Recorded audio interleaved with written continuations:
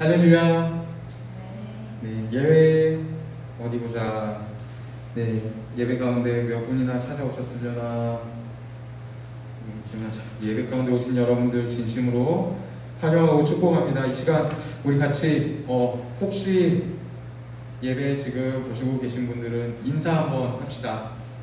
손을 한번 흔들어 주시고, 영상으로 손을 한번 흔들어 주시고, 우리 예배할 때 하나님께서 귀한 우리 예배 가운데 만지심이 있길 소망하고 우리 예배를 기뻐 받으시기를 또한 소망합니다. 여러분, 이 시간 함께 예배하는 이 시간이 가장 행복한 시간이 되기를 또한 간절히 소망합니다. 우리 시간 함께 예배 가운데 나아갈 때 우리 사도신경으로 우리의 신앙을 고백하며 나아갑시다. 나는 전능하신 아버지 하나님 천지의 창조주를 믿습니다. 나는 그의 유일하신 아들 우리 주 예수 그리스도를 믿습니다. 그는 성령으로 잉태되어 동정녀 마리아에게서 나시고 본디오 빌라도에게 고난을 받아 십자가에 못 박혀 죽으시고 장사된 지 사흘 만에 죽은 자 가운데서 다시 살아나셨으며 하늘에 오르시어 전능하신 아버지 하나님 우편에 앉아 계시다가 거기로부터 살아있는 자와 죽은 자를 심판하러 오십니다. 나는 성령을 믿으며 거룩한 공교회와 성도의 교제와 죄를 용서받는 것과 몸의 부활과 영생을 믿습니다. 아멘.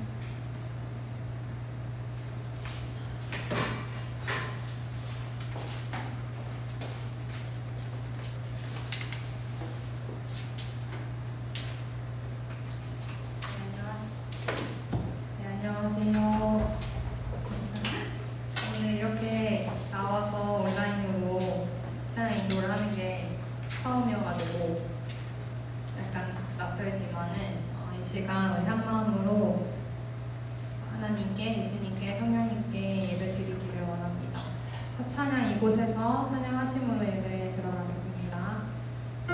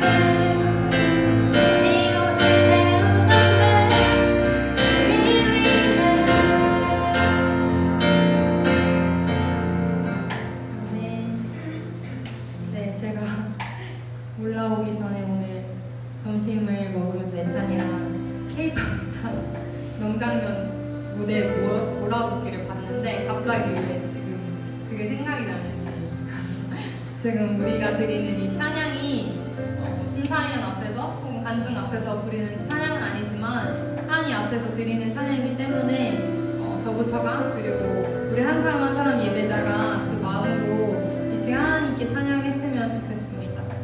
네, 하나님의 은혜로 찬양하시겠습니다.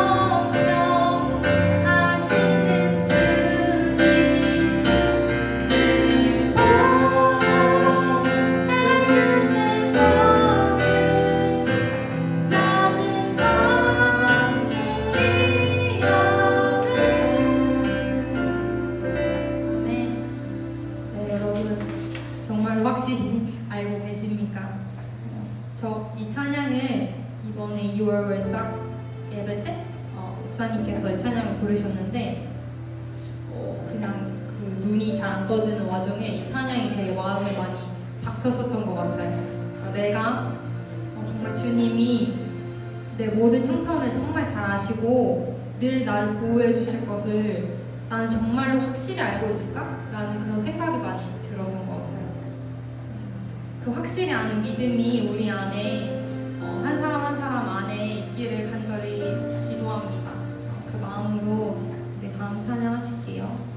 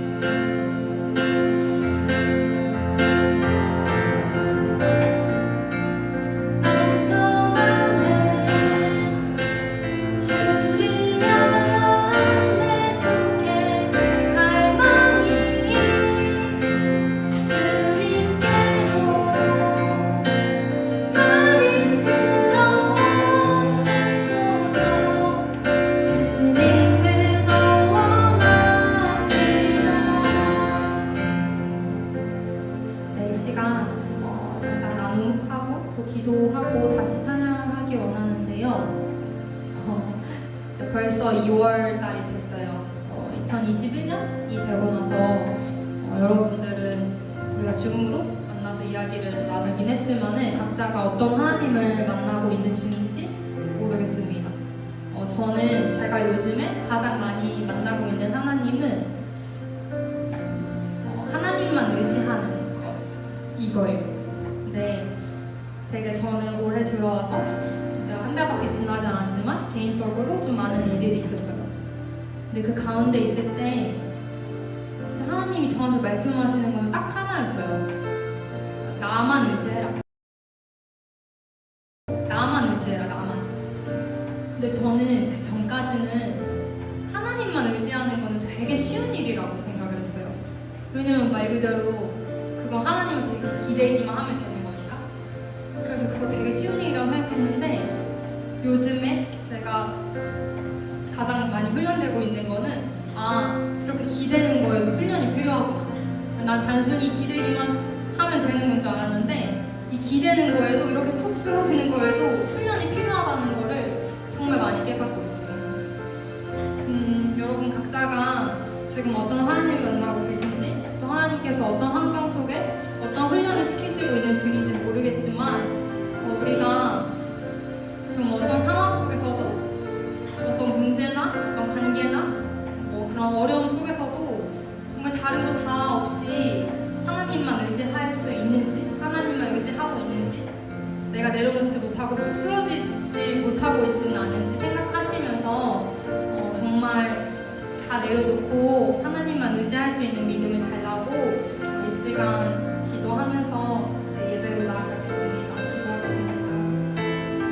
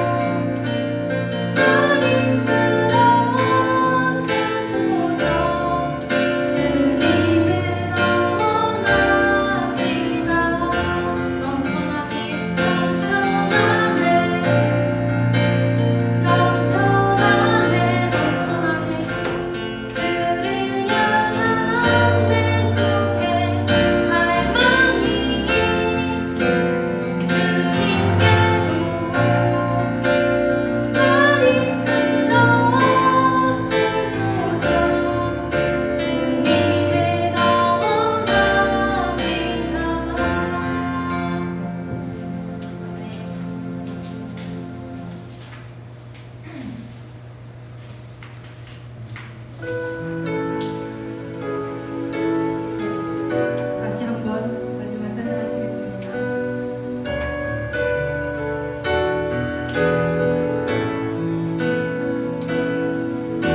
주 예수의 얼굴을 구하며 예배하는 세대 일어나 주 위에 살며 주 위에 죽으니 이것이 우리의 부르심 살기 위해 주 따르지 않고 죽기 위해 주를 따르며 내 가진 것 모두 주를 위해 드리니 주님의 일 행하시옵소서. 다시 한번 부흥을 주소서. 주의 나라는 이 땅에 다시 세워지는 그 영광을 우리 보게 하소서. 주 예수의 영광을 네, 이 찬양이 조금 앞서실 수도 있는데 오늘 또 주의 예배 말씀 생각하시면서 가사에 집중하시면서 다시 한번 찬양하셨으면 좋겠습니다. 찬양하시겠습니다.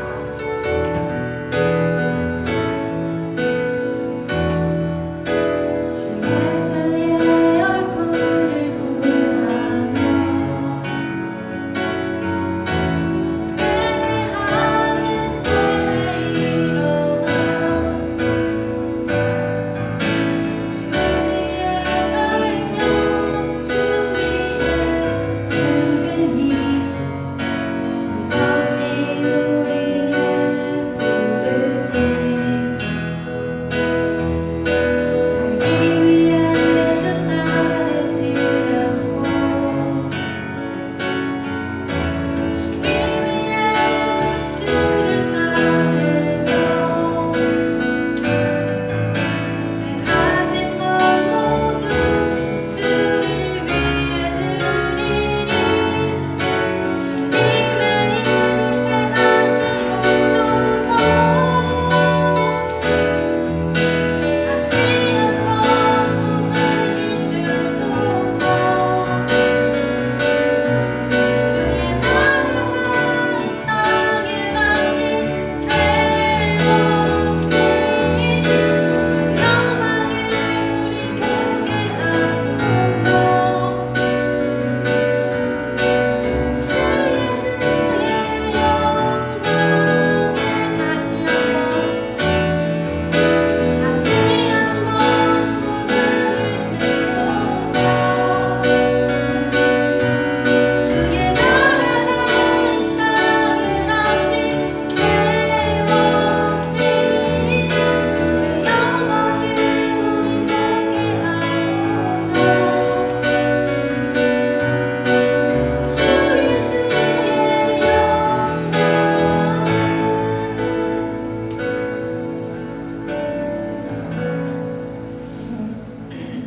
기도하겠습니다. 만일 너희가 굳게 믿지 아니하면 너희는 굳게 서지 못하리라. 만일 너희가 굳게 믿지 아니하면 너희는 굳게 서지 못하리라. 아멘. 하나님 아버지 감사합니다. 오늘도 이렇게 귀한 생활을 허락하여 주셔서 자격 없는 저희를 각자의 처소에서 예배하게 하시니 주님 참으로 감사드립니다. 아버지 하나님, 굳게 믿지 아니하면 굳게 서지 못할 것이라고 말씀하셨습니다. 주님 정말 이 시대에 우리가 우리에게 필요한 믿음이 무엇인지 알고 정말 주님께서 주신 그 은혜를 사모하는 마음으로 각자의 자리에서 굳게 믿음으로 그 자리에 굳게 서 있는 우리 청년들이 될 수 있도록 아버지 한 사람 한 사람 붙잡아 주시기를 간절히 기도합니다. 아버지, 주님 어느새 2월이고 변함없이 같이 아버지를 찬양하고 있지만 여러모로 어렵고 또 낙심되는 마음이 틈타는 것도 사실입니다. 주님, 그렇지만 상황과 어떤 환경에 좌우되는 믿음이 아니라 정말 주님을 온전히 사모하고 사랑하는 그 마음을 부어주셔서 늘 예배를 가까이 하고 말씀을 가까이 하고 기도로 살아가는 우리 청년들이 될 수 있도록 주님 함께 해주세요. 주님, 오늘 김동현 목사님께서 말씀 전해주실 때에 우리가 이렇게 예배당에 함께 모여 예배하지는 못하지만 주님, 그렇지만 우리 한 사람 한 사람이 주님께서 부르신 한 사람의 예배자라는 사실을 잊지 않고 각자의 자리에서 또 집중해서 말씀을 듣고 그 말씀으로 또 한 주간 살아갈 수 있도록 아버지 은혜 내려주세요. 특별히 이제 수련회를 주님 앞두고 있습니다. 주님, 행복을 찾아서라는 우리 겨울 수련회를 주제로 임원들과 또 목사님이랑 함께 준비를 하는 중에 있는데 아버지, 우리의 수련회가 늘 드리는 수련회 중에 하나이지만 그런 수련회 중에 하나가 또 되는 것이 아니라 정말 그때에만 또 주님께서 부어주시는 은혜를 기다리고 또 기대하는 마음으로 잘 진행할 수 있도록 모든 일 가운데 주님 형통함을 허락해 주세요. 감사합니다. 주님, 예배 마치는 순간까지 함께 해주실 것을 믿고 예수님의 이름으로 기도했습니다. 아멘.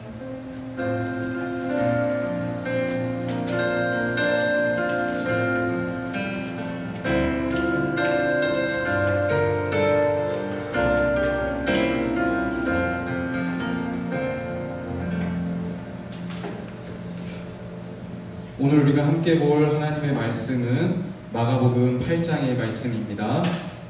신약성경, 제가 가진 성경으로 67면에 있는 마가복음 8장 27절부터 38절까지의 말씀이에요.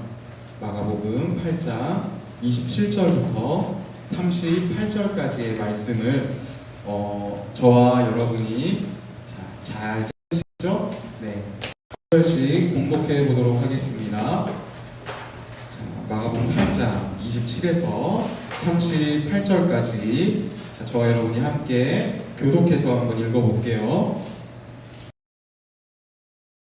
예수와 제자들이 빌립보 가이사랴 여러 마을로 나가실새 길에서 제자들에게 물어 이르시되 사람들이 나를 누구라 하느냐. 제자들이 여자와 이르되 세례 요한이라고 너는 엘리야 너는 선지자 중에 하나 하소이다. 또 물으시되 너희는 나를 누구라 하느냐. 베드로가 대답하여 이르되 주는 그리스도시니이다 하매 이에 자기의 일을 아무에게도 말하지 말라 경고하시고 인자가 많은 고난을 받고 장로들과 대제사장들과 서기관들에게 버림받되어 죽임을 당하고 사흘 만에 살아나야 할 것을 비로소 그들에게 가르치시되 그러되놓고 이 말씀을 하시니 베드로가 예수를 붙들고 황당하매 예수께서 돌이키사 제자들을 보시며 베드로를 꾸짖어 이르시되 사탄아 내 뒤로 물러가라. 내가 하나님의 일을 생각하지 아니하고 도리어 사람의 일을 생각한도다 하시고 우리와 제자들을 불러 이르시되 누구든지 나를 따라오려거든 자기를 부인하고 자기 십자가를 지고 나를 따를 것이니라. 누구든지 자기 목숨을 구원하고자 하면 잃을 것이요 누구든지 나와 복음을 위하여 자기 목숨을 잃으면 구원하리라. 사람이 만일 천하를 얻고도 자기 목숨을 잃으면 무엇이 유익하리요. 사람이 무엇을 주고 자기 목숨과 바꾸겠느냐. 누구든지 인간하고 지나는 세대에서 나와 내 말을 부끄러워하면 인자도 아버지의 영광으로 거룩한 천사들과 함께 올 때 그 사람을 부끄러워하리라. 아멘. 조지 버나드 쇼라는 사람이 이런 말을 했어요. 오늘 굉장히 외국인의 이야기를 시작으로 말씀을 시작해 봅니다. 자, 우리들은 부끄럽다는 기분 속에 늘 살아간다. 우리들이 우리들의 발가벗은 피부를 부끄러워하듯이 우리들은 자신에 대해서, 친척에 대해서, 수입에 대해서, 의견에 대해서, 경험에 대해서 부끄러워한다 라는 말을 했어요. 오늘은 부끄러움이라는 이 단어를 가지고 먼저 이야기를 시작해 보려고 합니다. 여러분들이 일반적으로 생각하기에 부끄러운 상황, 어떤 상황이 있을까요? 자, 머릿속으로 막 뭔가가 쑥쑥 지나가죠. 자, 예를 들면 이런 상황이 있을 수 있어요. 욕실에서 샤워를 하고 있는데 누군가가 갑자기 문을 활짝 열며 들어오려고 할 때, 요즘 저희 딸이 굉장히 잘하는 행동이에요. 제가 이제 막 씻으려고 하면 저쪽에서 똑똑똑똑 이렇게 두드리는 소리가 나요. 네, 저희 딸이 두드리는 거죠. 문을 여는 사람은 누굴까요? 저희 아내입니다. 저희 딸은 아직 문을, 손잡이를 잡을 수도 없는 위치에 있기 때문에 확 열어주면 이제 아 이러면서 이제 저는 놀래는 상황들이 가끔 벌어져요. 또는 뭐 이럴 때 또 부끄러운 상황이 있을 수도 있죠. 뭔가 민망한 상황. 예를 들면 어떤 상황일까요? 카메라 셔터가 막 계속 터지고 있는 시상 직장에 내가 막 서 있다. 아, 자랑스러울까요? 저 굉장히 뭔가 부끄러울 것 같아요. 그리고 번화가 한복판에서 뭐 예를 들면 뭐 명동 또는 우리 오류동을 예로 들면 어디가 번화가일까요? 오류시장? 네, 아무튼 번화가 한복판에서 오류역 광장이 있을 수도 있겠네요. 네, 오류역 광장에서 누가 갑자기 이벤트를 할 때, 뭐 이런 상황에서 하는 사람과 보는 사람 모두가 좀 부끄러워하는 상황에 놓이기도 합니다. 왜 우리는 부끄럽다는 생각을 하게 될까요? 그러면 왜? 저는 생각을 해봤는데 시선 때문이 아닐까 생각을 했어요. 상대방 또는 나를 모르는 사람들이 나를 바라보는 그 시선의 의도를 모르기 때문에 우리는 이 부끄러움이라는 감정을 가지게 되지 않을까. 그 시선 그 자체가 부담으로 다가오기 때문에 그러지 않을까 생각을 해봤어요. 그러면서 또 한 번 생각해 본 거는 동물들이 부끄러움을 가질까? 라는 생각이었어요. 여러분, 부끄러움은 오직 사람만이 가지고 있는 것입니다. 우리가 느끼는 경험이 우리에게 그러한 틀을 제공해주고 그 틀을 기준으로 우리는 생각하고 결과로 부끄러움을 가지게 되는 거죠. 누군가는 이렇게 얘기를 했어요. 부끄러움은 누구의 목? 우리의 몫이죠 라고 이야기를 했죠. 근데 이 말이 맞는 것 같아요. 부끄러움은 우리의 몫이에요. 자, 오늘 이야기는요, 예수님이 마지막에 이제 부끄러움이라는 것에 대해서 이야기를 하셨는데, 오늘 이야기는 실은 주중 큐티에는 없는 본문이에요. 오늘 본문이에요. 예, 여러분이 보는 여러분이 쳐다볼 수 있는, 제가 드렸던 우리 주삼 큐티 본문 중에 오늘 본문에 해당하는 것이 오늘의 본문이 정말 오늘 나누려고 하는 말씀이에요. 왜 주중에 있는 걸 안 하고 오늘 걸 하냐면 오늘 게 좀 중요하다고 생각했기 때문이겠죠. 굉장히 중요한 사건이 하나 등장을 합니다. 예수님의 일생에서 가장 중요한 전환점이 오늘 본문의 이 내용을 토대로 이루어져요. 오늘 본문은 우리가 굉장히 많이 들었어요. 베드로의 신앙 고백이라는 이름 하에 많이 들었었어요. 이 본문 이후로 예수님의 이전 사역과 이후의 사역이 180도 바뀌게 돼요. 예수님이 이전까지는 다수의 무리들을 상대를 하셨어요. 지나가다가 회중들을 이제 고치시기도 하고, 자기에게 오는 무리들 가운데 어려움이 있으면 위로해 주시기도 하는 이런 다수를 위한 사역들을 하셨다면, 이 신앙 고백 사건 이후로는 소수를 위한 사역을 하십니다. 바로 제자들을 위한 사역을 하세요. 제자들이 어떠한 길을 걸어가야 되는지, 제자들이 앞으로 어떻게 나아가야 할지를 이야기를 하시는 전환점이 됩니다. 예수님의 3년의 평생 사역인 이 3년의 시간에 전환점이 되는 오늘의 이 이야기를 조금 더 그래서 자세히 여러분들과 나누어 보고 싶어서 오늘 본문을 선정을 했습니다. 예수님이 오늘 본문 전에 계셨던 곳 기억나시나요? 지난주 본문에 나왔었어요. 베세다라고 하는 곳이에요. 베세다라고 하는 곳에 계셨는데, 예수님은 오늘 본문에서 이제 가이사랴 빌립보 지역으로 이동을 하고 계시는 중이신 거예요. 이동하시는 걸음 가운데 제자들에게 질문을 던지세요. 그 질문이 27절입니다. 27절 말씀은 제가 한번 읽어볼게요. 예수와 제자들이 빌립보 가이사랴 여러 마을로 나가실새 길에서 제자들에게 물어 이르시되 사람들이 나를 누구라 하느냐. 자, 굉장히 중요한 질문이에요. 예수님은 사람들이 예수님 자신에 대해서 어떻게 생각하는지 궁금하셨나 봐요. 그래서 제자들에게 물어보셨어요. 제자들이 세 인물을 들어서 이야기를 합니다. 첫 번째 인물은 세례 요한이었고요. 두 번째 인물은 엘리야였어요. 그리고 세 번째는 선지자가 이야기를 한다라고 사람들의 피드백을 이야기해 줍니다. 자, 예수님은 이런 사람들의 피드백을 들으시고 그거에 대해서 말씀을 하지 않으세요. 도리어 제자들을 향해서 다시 한번 질문을 하십니다. 그렇다면 너희는 나를 누구라 하느냐? 29절의 말씀이죠. 너희는 나를 누구라 하느냐? 조금 더 쉽게 얘기해 볼까요? 니들이 생각하기에 나는 어떤 사람 같아? 예수님은 제자들의 생각을 중요하게 생각하셨던 거예요. 사람들의 생각이 중요한 게 아니라 지금 나와 함께하고 있는, 나와 매일같이 함께 살아가고 있는 너희는 그러면 나를 어떻게 생각하느냐 라는 의도가 있는 것이죠. 조금 더 깊이 이 질문에 대한 의도를 따져본다면 이런 거예요.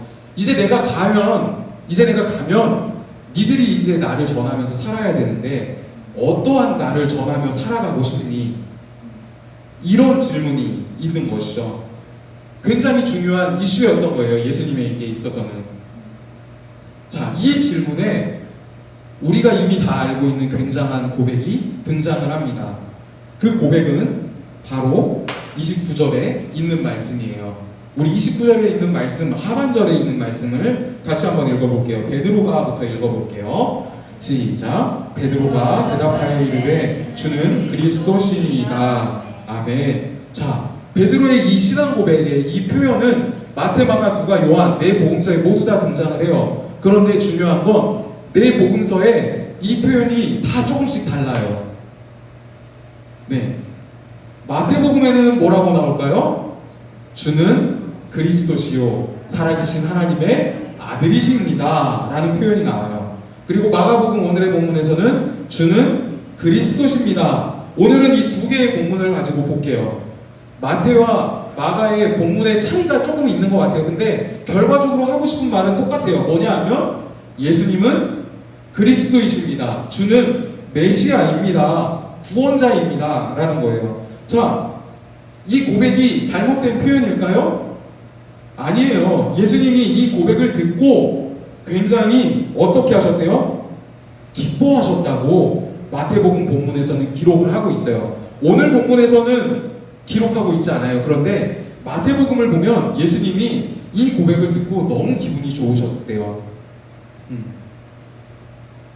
예수님은 분명히 기뻐하셨어요. 그런데 그 밑에 부분 30절의 말씀을 한번 봅시다. 자, 30절의 말씀은 이렇게 되어 있어요. 이에 자기의 일을 아무에게도 말하지 말라 경고하시고 라고 되어 있어요.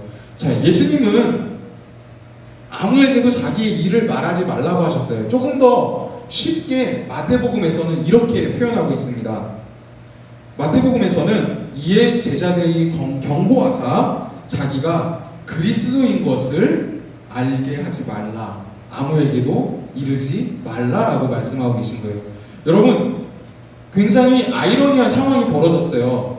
예수님은 분명히 제자들, 특히 베드로의 주는 그리스도시다라는 그 말에 기뻐하셨어요. 굉장히. 그런데 알리지 말래, 아무에게도. 왜 알리지 말라 하신 걸까요? 자, 궁금하시죠? 조금만 있다가 이 내용을 이야기해 봅시다. 자, 그런데 예수님의 말씀은 여기서 끝나지 않았어요. 자, 이제 베드로의 신앙 고백을 들으신 예수님, 자기에게 자신의 이 고백에 대해서 아무에게도 말하지 말라 말씀하셨던 예수님은 31절에 계속해서 이야기하십니다. 무엇이라 이야기하시냐면 예수님의 순환 받으심에 대해서 이야기를 하세요.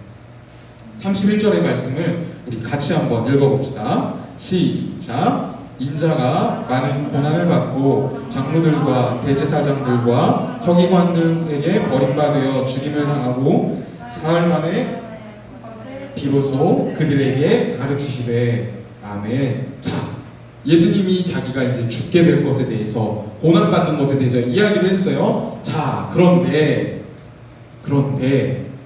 이 말을 들은 이 말을 들은 베드로의 반응이 그 뒤에 나타납니다. 베드로의 반응이 어땠을까요? 자, 베드로의 반응은 32절에 있습니다. 제가 읽어볼게요. 드러내놓고 이 말씀을 하시니 베드로가 예수를 붙들고 항변하매.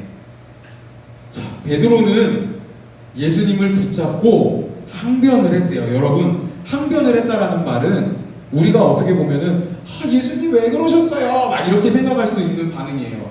그런데 원어를 보면은요, 이 반응에 대해서 이렇게 기록을 해요. 꾸짖다 또는 혼내며 따져 묻다라는 거예요. 지금 굉장히 상황이 어이가 없는 상황이 일어난 거예요. 베드로가 예수님을 붙잡고 뭐라고 하냐면 무슨 소리냐고 혼내고 있는 거예요. 지금 베드로의 개념이 없는 거예요. 지금 이 그 군대 갔다 온 남자들이 만약에 이런 상황에 놓이면 만약 그런 모습을 보면 이런 얘기를 해. 저 개념을 상실했네. 네. 지금 베드로의 모습이 개념을 상실한 모습이에요. 제자가 스승의 멱살을 붙잡고 지금 얘기하는 거예요. 마태복음을 보면 이렇게 나와 있어요. 주여 그리 마옵소서. 이 일이 결코 주께 미치지 아니하리이다. 이것도 혼내는 거예요. 주님 그럴 일이 절대 없거든요. 이거를 쉽게 보면 안 돼요. 그거 애교로 보시면 안 돼요. 이거 지금 베드로가 엄청 개념 없이 따지고 있는 상황인 거예요, 여러분. 베드로가 이런 사람이었어요. 굉장히 강하게 반발하는 상황이었어요. 자, 왜 베드로는 개념 없는 이 행동을 하고 있을까요? 왜 이렇게 격렬하게 반응하고 있을까요? 이유는 베드로의 속마음에 있습니다. 자, 34절에 예수님의 말씀을 한번 봅시다. 자, 예수님이 이렇게 이야기하세요. 누구든지 나를 따라오려거든 자기를 부인하고 자기 십자가를 지고 나를 따를 것이다. 자, 누구든지 나를 따라오려거든, 나를 따라오고 싶은 사람은 자기를 부인하고 자기 십자가를 지고 따라와야 된다 라고 말하는 거예요. 이 말씀이 무슨 말이냐면 베드로 지금 네 마음속에 너를 부인하고자 하는 게 없구나. 네 마음속에 너가 계속 무언가를 품고 있구나 라는 예수님의 말씀이셨던 거예요. 베드로가 버려야 할 것이 있다라고 예수님은 베드로에게 책망하고 계신 거예요. 자기를 부인해야 한다. 쉽게 얘기해서 자기를 버려야 한다. 이 말 속에는 자기를 위하고 있는 것이 뭔가가 있다라는 것을 또한 이야기하기도 하죠. 자, 베드로는 뭘 가지고 있었을까요? 베드로가 예수님을 보면서 어떠한 기대를 마음속에 가지고 있었을까? 자, 베드로가 가지고 있던 기대는 유대인들이 가지고 있었던 기대와 똑같습니다. 이거예요, 바로. 베드로가 바라봤던 예수님은 이스라엘 백성들을 로마에서 건져내 주실 분, 로마의 압제에서 건져내 주실 유대인의 왕으로서 예수님을 바라봤던 거예요. 베드로의 고백, 주는 그리스도시요 살아계신 하나님의 아들이십니다. 이 고백 안에는 이런 마음이 들어있었다는 거예요.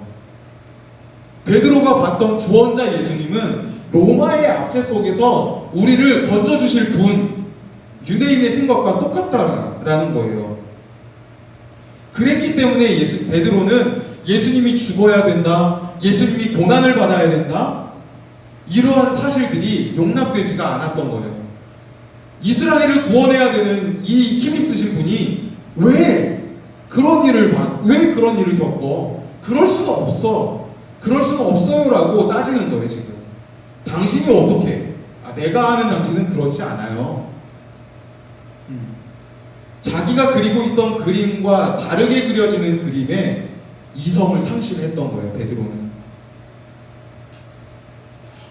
베드로는 예수님의 질문에 그리스도십니다라는 문제를 얘기했지만, 고백을 했지만, 이 예수님을 자기의 생각의 틀 안에 집어넣은 상태로 대답을 했던 거예요. 우리의 모습을 한번 보면 우리도 그런 모습이 있지 않을까요? 우리 안에 하나님을 가둬놓는 거예요. 예를 들면 하나님, 내가 이런 어려움이 있는데, 내 현실적인 이런 문제가 좀 있는데 하나님, 이 문제 한 번만 좀 해결해 주시면 안 될까요? 물론 할 수 있는 기도가 맞아요. 그런데 이런 기도들이 어떻게 보면 우리의 틀 안, 하나님이 어떻게 일하실지는 아무도 모르는 건데 그냥 내가 생각하고 있는 해결 방안 안에 하나님을 자꾸 끌어들이려 하는 모습들인 거죠. 하나님이 우리 기도를 들으시고 분명히 도와주실 분인 거 맞아요. 그런데 우리의 생각과 다른 방향으로 우리를 도와주실 수 있는 분이라는 거를, 우리의 생각을 넘어서서 우리를 도와주실 수 있는 분이라는 거를 우리는 늘 좀 기억해야 될 것 같아요. 사랑하는 청년 여러분, 하나님은 우리 것이 아닙니다. 그래서 얘기하고 싶은 거는 우리가 하나님의 것입니다. 우리 생각 안에 하나님이 계신 것이 아니라 하나님의 생각 안에 우리가 있는 거고요. 우리의 계획 안에 하나님의 계획이 있는 게 아니라 하나님의 계획 안에 우리의 계획이 녹아 있는 거예요. 우리의 방향대로 하나님이 따라오시는 것이 아니라 하나님께서 이끄시는 대로 우리가 따라가야 기억할 수 있었으면 좋겠어요. 이것이 전제가 되지 않으면 우리 또한 베드로처럼 이런 엄청난 실수를 저지를 수밖에 없는 존재들이라는 것이죠. 현실의 문제를 해결해 줄 구원자로 예수님을 생각하고 있는 이 베드로를 향해서 예수님은 이렇게 말씀하셨습니다. 사탄아, 물러가라. 내가 하나님의 일을 생각하지 아니하고 사람의 일을 생각하는구나. 그리고 34절 후반부에 이렇게 이야기를 하세요. 자기 십자가를 지고 나를 따라야 한다. 예수님은 베드로에게 베드로 자신의 십자가를 져야 된다. 예수님의 십자가를 져야 된다라고 이야기를 하세요. 십자가는 어떻게 질 수 있을까요? 물론 뭐 이렇게 질 수도 있겠죠. 두 가지 방법을 생각해 봤어요. 첫 번째 방법은 살면서 지는 십자가예요. 제가 굉장히 좋아하는 신학자 중에 한 명인 이 보네퍼라는 목사님은 이런 이야기를 하세요. 예수와 함께 고난받는 것이 십자가다라고 이야기를 하세요. 어떤 고난을 이야기하고 있냐면 이 보네퍼 목사님은 그리스도인이 겪는 고난, 옛 습관, 옛 사람, 옛 하나님, 우상을 가리키는 거예요. 이런 옛 습관들을 버리고 예수와 함께 새 사람으로 되는 과정, 그 과정 자체가 고난이다라고 이야기를 하는 거예요. 예수님을 믿기 전에 내가 가지고 있던 것들을 버리고 이제 예수님을 믿는 내가 걸어가야 되는 이 길 자체가 고난이라고 이야기를 하는 거예요. 물론 보네퍼 목사님이 살아가셨던 삶이 그랬어요. 근데 이 말은 오늘의 우리에게도 동일하게 적용이 된다라고 생각을 해요. 고난의 정점에 있는 것은 십자가입니다. 이 십자가는 그래서 다시 정리를 해보면 과거의 나를 버리는 거예요. 십자가를 믿는다는 거는, 십자가를 진다는 거는 과거의 나를 버리고 내가 만든 우상을 버리고 내가 스스로 하나님이 되고자 하는 이런 것들을 버리는 것을 말하는 것입니다. 이것이 바로 살면서 지는 십자가라는 거예요. 나를 계속 버리는 과정, 나를 계속 포기하는 과정, 이것이 십자가라는 것이죠. 자, 첫 번째는 살면서 지는 십자가라고 했어요. 그럼 두 번째 십자가는 죽음으로써 지는 것입니다. 이것에 대해서는 예수님이 우리에게 이미 친절하게 보여주셨죠. 우리는 설교 가운데 이런 얘기 많이 들으셨을 거예요. 예수님은 과연 꼭 죽으셔야만 했는가? 예수님이 꼭 죽으셨어야만 했을까요? 아니죠. 그렇죠? 하나님의 아들인데 예수님이 꼭 십자가를 져야 돼? 아니죠. 안 그랬어도 돼요. 다른 방법들 충분히 있죠. 하나님의 아들인데 예수님은 못할 게 뭐 있어요. 그런데 예수님은 결과적으로 십자가를 지셨어요. 그쵸? 왜 남들이 보기에 부질없이 부끄러울 수밖에 없는 이 십자가를 예수님은 지셨을까요? 35절의 말씀에 그 해답이 있습니다. 35절의 말씀을 우리 같이 한번 읽어봅시다. 누구든지 자기 목숨을 구원하고자 하면 잃을 것이요 누구든지 나와 복음을 위하여 자기 목숨을 잃으면 구원하리라. 아멘. 예수님이 십자가를 지셨던 이유는 이것입니다. 바로 복음이에요. 복음을 위해서. 물론 여기서 말씀하신 예수님의 나와 복음을 위하여라고 했을 때 이 복음은 하나님에 관련된 이야기죠. 그렇지만 지금 우리는 이 복음을 예수님으로 이야기를 하고 있잖아요. 이 복음을 위해서, 하나님의 이 구원의 역사를 위해서 예수님은 이 하나님의 뜻을 이루기 위해서 생명을 버리신 것입니다. 자신의 생명으로 인해서, 자신의 생명을 버리는 거로 인해서 우리 사람들이, 우리 인간들이 받게 될 이 구원의 영광이 더 가치가 있다라고 예수님은 보셨던 거예요. 더 가치 있는 일을 위해서, 그 일이 하나님의 일이기 때문에 충분히, 아니 그냥 정말 아무 반박 없이 순종하시며 받아들이셨던 그 예수님, 그 예수님의 죽으심으로 인해 우리가 지금 이렇게 구원받은 자로서 삶을 살아갈 수 있는 것이죠. 소소한 행복을 위해 작은 것을 희생하는 것,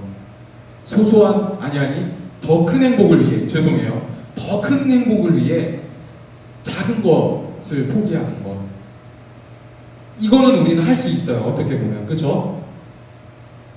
그런데 더 큰 행복을 위해 이거보다 더 큰 중요한 거를 포기한다는 거 굉장히 어려운 일일 수 있어요. 그런데 예수님이 그것을 해내셨어요. 할 수 있다라고 알려주신 것입니다. 뜬금없이 좀 아주 드물게 주변의 사람들이 쿠폰을 보내줄 때가 많이 있어요. 저에게. 자, 쿠폰의 종류는 굉장히 다양합니다. 그래서 저희 딸이 없었을 때는, 저희 딸이 생기기 전에는 이 쿠폰을 저와 아내의 데이트 용도로 주로 활용을 했어요. 뜬금없이 이제 어딘가를 훅 가가지고 이제 맛있게 막 먹고 딱 그 쿠폰을 냈는데, 어머 이거 웬 쿠폰이야? 막 아내의 이런 좋아하는 모습들이 너무 좋았거든요. 그래서 이런 쿠폰들이 그럴 때 많이 사용이 됐어요. 약간 비유가 좀 어색할 수는 있지만 누군가의 이런 작은 물질의 희생이 이것을 받고 쓰는 사람에게, 누리게 되는 사람에게는 큰 행복이 주어지게 되는 것처럼, 예수님의 그 작은, 어떻게 보면 작은 그 희생이 오늘을 살아가는 우리 모든 그리스도인들에게 구원이라는 엄청난 큰 기쁨으로 주어지게 되었다는 것이죠. 오늘 본문을 보면 예수님께서는 이렇게 이야기를 하세요. 누구든지 제 목숨을 구원하고자 하면 잃을 것이며 나와 복음을 위하여 제 목숨을 잃으면 구원하리라. 절대로 구원을 얻지 못하는 사람과 구원을 얻을 수밖에 없는 사람에 대해서 대조를 시키고 계세요. 예수님이. 예수님을 포기하고 자기 목숨을 택한 사람은 구원을 받을 수 없다. 하지만 내 목숨을 포기하고 나의 것을 포기하고 예수님을 택한 사람은 영원한 생명이 주어진다. 우리 기독교는 이 믿음으로 사는 종교입니다. 예수님을 믿는다는 것은, 예수님의 복음을 믿는다는 것은 나를 포기하는 것이 꼭 수반이 되어야 한다는 것을 오늘 본문은 우리에게 다시 한번 강조해 주고 있는 것입니다. 예수님께서는 36절에서 이런 질문을 하나 더 던지세요. 오늘 보면은 질문이 되게 많아요. 그쵸? 36절에서 이런 질문을 하나 더 던지십니다. 36절을 보면 이렇게 되어 있어요. 사람이 만일 온 천하를 얻고도 자기 목숨을 잃으면 무엇이 유익하겠느냐? 모든 것을 다 가졌는데 목숨을 잃으면, 내가 죽으면 그게 뭔 유익이 있겠는가? 사람의 이러한 노력들, 사람의, 인간의 이런 가치들은 다 덧없다는 것을 이야기하고 있는 거예요. 그러면서 다시 한번 말씀하시고 싶었던 건 37절의 말씀이 제일 중요합니다. 사람이 무엇을 주고 자기 목숨과 바꾸겠느냐. 38절, 누구든지 음란하고 죄 많은 세대에서 나와 내 말을 부끄러워하면 인자도 아버지의 영광으로 거룩한 천사들과 함께 올 때에 그 사람을 부끄러워한다. 사람의 생명은 되게 소중해요. 소중한데 요즘 이 생명을 뛰어넘는 게 있어요. 요즘 우리 사회에서 이 소중한 생명을 뛰어넘는 게 있어요. 바로 물질입니다. 돈이에요. 참 아이러니한 사회죠. 물질이 사람의 생명을 넘어서는 사회가 지금 우리가 살아가고 있는 사회입니다. 사람의 생명을 좌지우지하고요. 그러한 사람들의 이런 사회 가운데 살아가는 사람들의 마음속에는 이 물질 때문이라면 나도 그런 행동을 얼마든지 할 수 있다라고 생각할 수도 있는 이런 엄청난 사회 가운데 우리는 살아가고 있어요. 그런 사회 가운데 살아가는 우리에게 예수님은 오늘 무엇을 이야기하고 싶으신 거냐면 한 영혼이 너무나도 소중하다라는 것을 이야기하고 싶으신 거예요. 한 명의 사람이, 그 한 명의 생명이 누구보다 무엇보다 귀하다는 것을 이야기하고 싶은 겁니다. 하나님이 원하시는 것, 진짜 그것은 한 사람이라는 거죠. 한 영혼의 가치가 얼마나 소중한 것인가에 대해서 예수님은 이 물음과 이 대답을 통해 말씀하시고 싶은 거예요.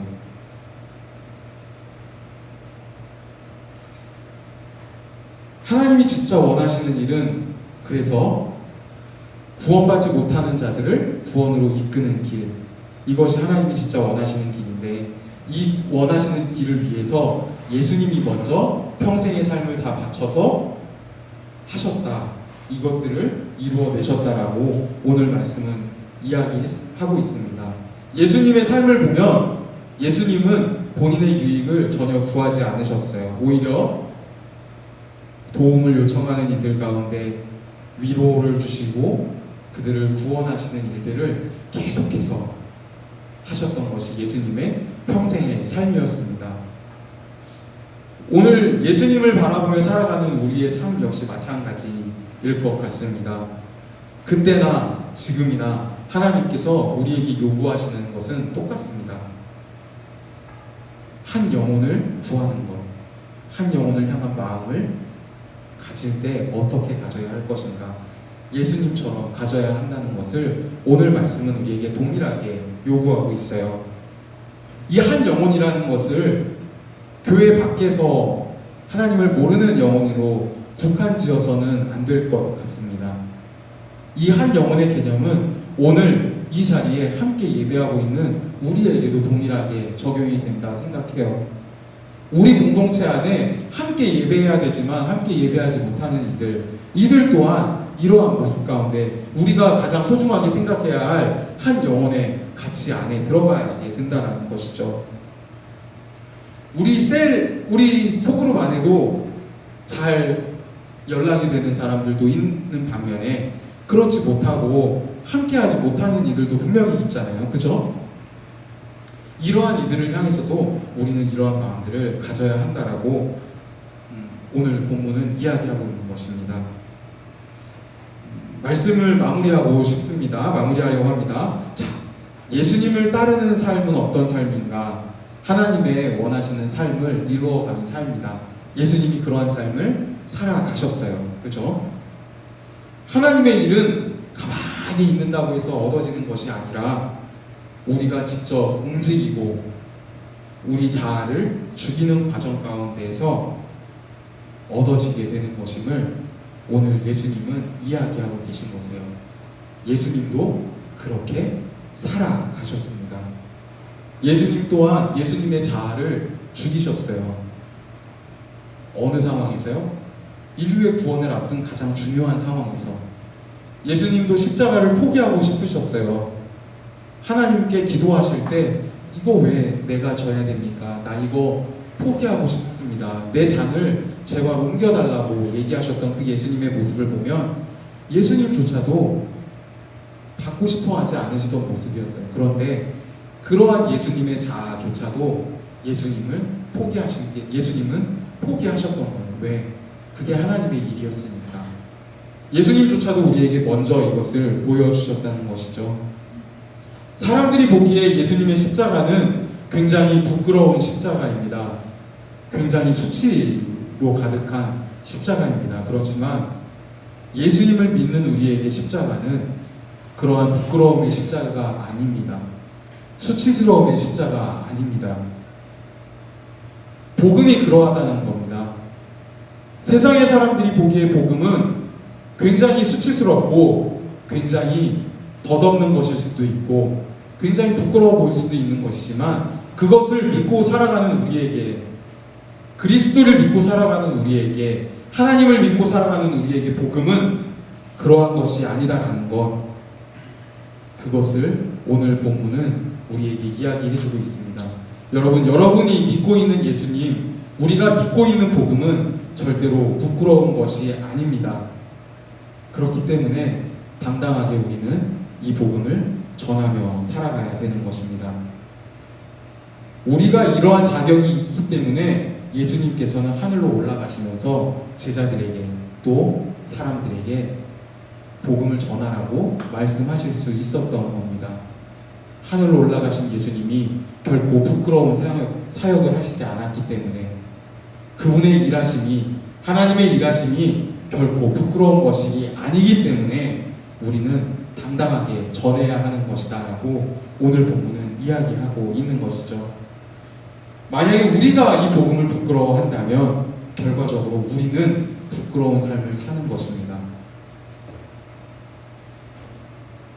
그렇다면 우리는 어떻게 살아가야 될까요? 남들이 보기에 부끄러운 삶일 수 있지만 이 삶을 지켜보시는 하나님 앞에서 우리는 하나님이 보시기에 부끄럽지 않게 살아가는 게 더 중요하지 않을까요? 남들의 시선을 의지하는 것이 아니라, 남들의 시선을 느끼는 것이 아니라 하나님 앞에서 당당하게 그리스도인으로서 살아가는 삶이 이 땅에서의 삶을 살아가는 우리에게 더 중요한 삶이 아닐까 생각을 해봅니다. 사랑하는 여러분, 우리 또한 이렇게 살아갑시다. 하나님 앞에서 부끄럽지 않게, 하나님 앞에서 부끄럽지 않게 하루하루를 살아가시는 우리 사랑하는 청년분 여러분들이 되기를 간절히 소망합니다. 이 시간에 함께 찬양했으면 좋겠습니다. 오늘 우리가 함께 찬양하고 싶은 것은 내 입술의 말과 라는 찬양이에요. 내 입술의 말과 나의 마음의 묵상이 오직 하나님께만 연락되길 원합니다. 하나님만 기뻐 받으시는 그러한 것들이 되길 소망합니다. 이런 고백이 우리 안에 이 찬양 가운데 녹아있기를, 그리고 우리의 진짜 고백이 되기를 간절히 소망합니다. 우리 시간 함께 이 찬양 고백하며 나아갑시다.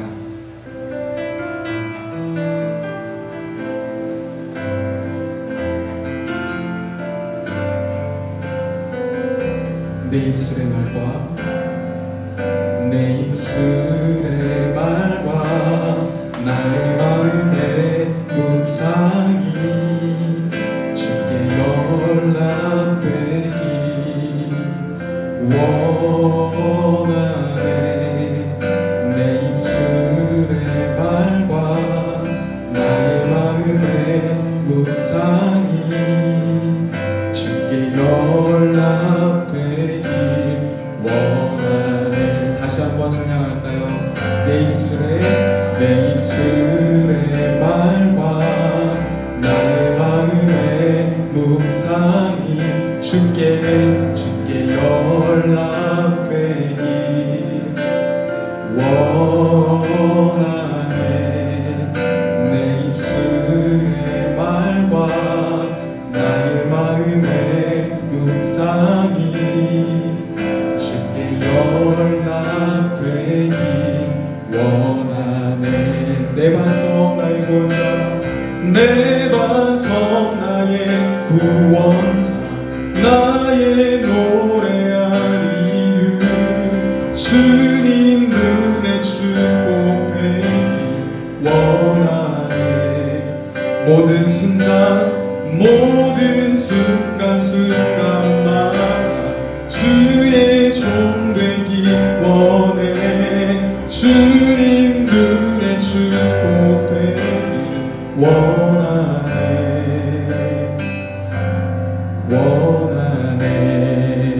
우리 찬양 다시 한번 고백하며 나아갑시다.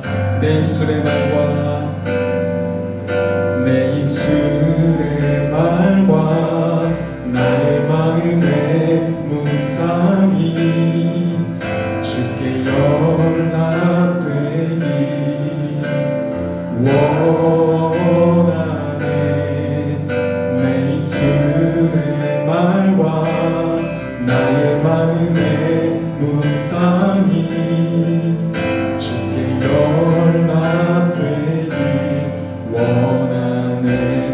반석 나의 구원자, 내 반석 나의 구원자, 나의 노래할 이유, 주님 눈에 축복되기 원하네. 모든 순간순간마다, 모든 순간순간마다 주의 종 되기 원해. 주님 눈에 축복되기 원하네. 다시 한번 내 반석, 내 반석 나의 구원자, 나의 노래할 이유, 주님 눈에 축복되기 원하네. 모든 순간, 모든 순간마다 주의 종 되기 원해. 주님 눈에 축복되기 원하네.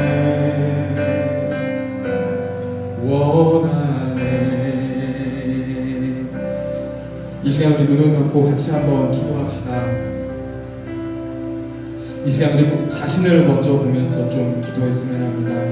하나님, 우리의 모습이 베드로의 모습은 아니었는지요. 나의 생각 속에, 나의 계획 속에 주님을 가두려 하진 않았는지요. 주님, 나를 용서해 주옵소서.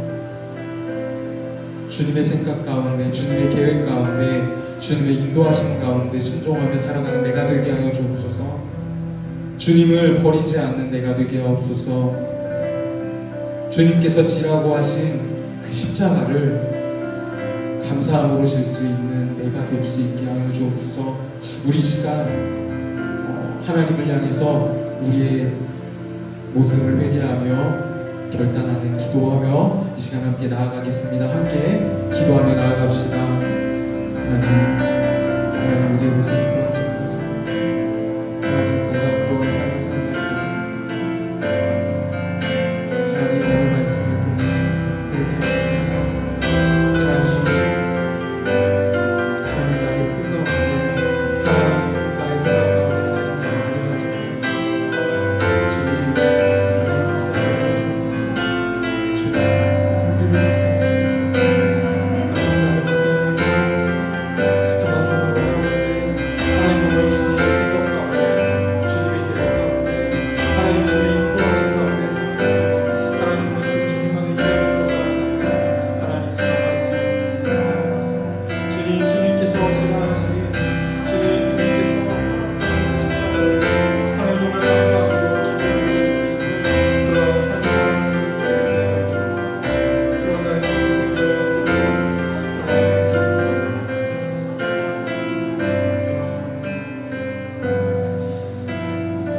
이제 우리 다시 한 번만 더 기도하였으면 합니다. 사랑하는 청년 여러분, 우리가 믿는 십자가는, 우리가 믿는 예수님은 결코 부끄러운 것이 아닙니다. 결코 부끄러운 분이 아닙니다. 그렇게 살지 않으셨습니다. 여러분, 예수님의 십자가는 결코 부끄러운 도구가 아니었습니다. 결코 부끄러운 것이 아닙니다. 우리가 이 시간 다시 한번 더 결단하며 나아갑시다. 하나님, 내가 이 시간 이 예배를 마치며 다시 한번 하나님 앞에 세상 가운데 나아가며 살아갑니다. 하나님 원하건대 하나님 앞에 살아가는 나의 모습이, 나의 한 주가 부끄럽지 않게 하옵소서. 하나님, 세상을 살아가지만 세상 가운데 부끄러울 수 있지만 하나님 정말 나를 보고 계신, 나에게 가장 가까이 계신 하나님에게서만큼은 부끄러운 삶을 살지 않는 내가 되게 하여 주옵소서. 하나님 보시기에 당당하게 살아갈 수 있는 그러한 나로 살아갈 수 있도록 하나님, 나의 마음 가운데, 나의 인생 가운데, 나의 생각 가운데, 나의 한 주의 삶 가운데 주님 함께하여 주옵소서. 우리 이 시간 이 기도 제목 가지고 다시 한번 기도하며 나아갑시다. 기도하겠습니다. 하나님 주님 원하기는 하나님 정말 주님의 십자가가 부끄러운 것이 아니기에, 주님께서 그렇게 살지 않으셨기에 그 주님을 믿는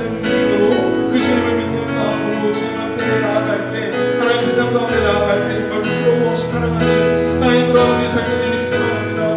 하나님 그런 우리의 생명이 되기를 소망합니다. 하나님 그런 우리 모습을 되기를 소망합니다.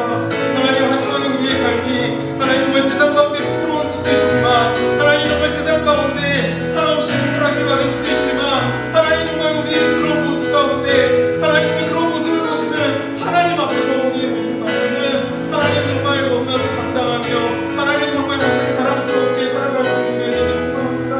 하나님 우리가 세상을 바라보며 가는 것이 아니라 세상의 시선을 바라보며 가는 것이 아니라 하나님을 바라보며 하나님의 시선을 바라보며 하나님 앞에 더욱더 당당하게 살아갈 수 있기를 간절히 소망합니다. 그렇게 살아가는 한 주의 삶이 되게 하시고 하나님 그렇게 살아가는 하나님께 평생의 삶이 될 수 있도록 하나님 함께하여 주옵소서.